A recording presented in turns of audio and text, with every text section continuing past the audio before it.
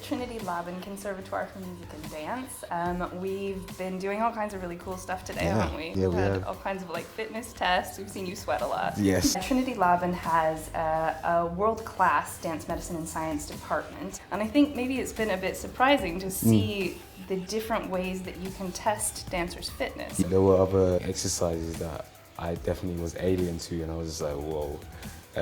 Which you see, and which I fell over a couple of times.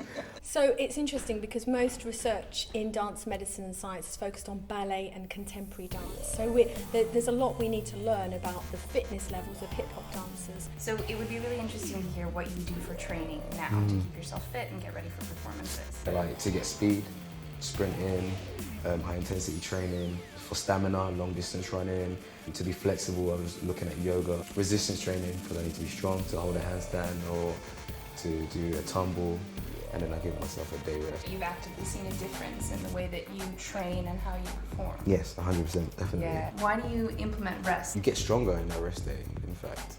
Your body starts to rejuvenate, you grow new muscles. Yeah, rest is definitely a part of the training. It's very important, I think, for all dancers to remember. But very I think important.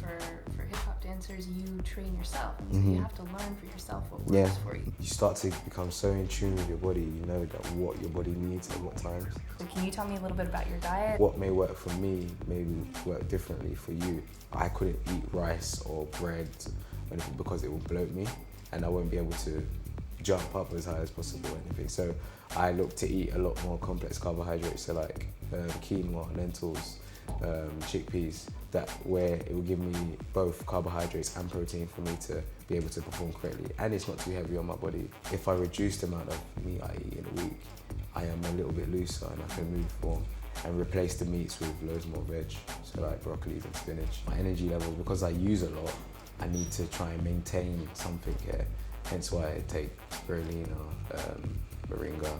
So it sounds like you've done a lot of experimentation for yourself. Loads. As a performer and artist, you need to be able to look at what is good for your body to be able to perform correctly. So at rest, he was using mainly fats, which is typical among every individual.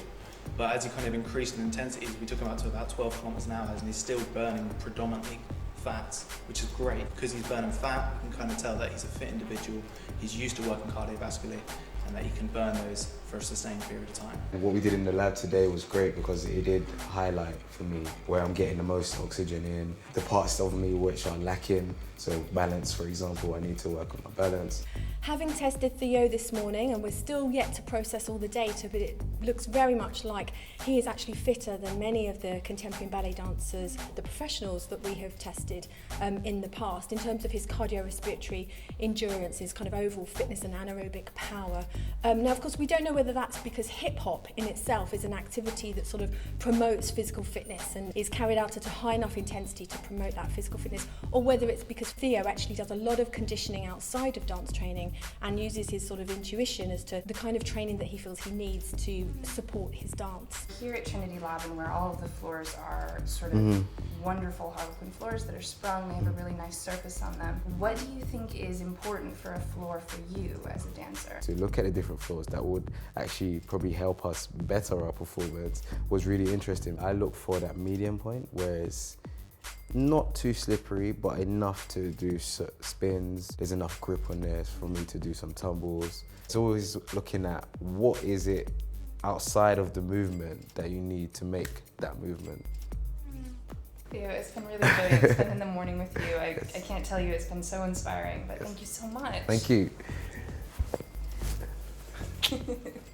Got a hug from him. Yeah.